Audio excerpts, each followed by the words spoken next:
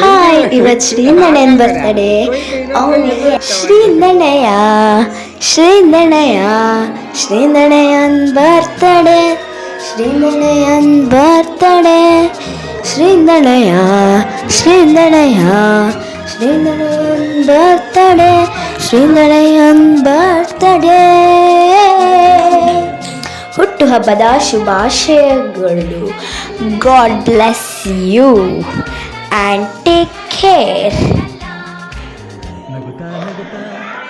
ಉಲ್ಲಾಸದ ಶುಭ ದಿನಕ್ಕೆ ಸಂತೋಷವೇ ಉಡುಗೊರೆಯೋ.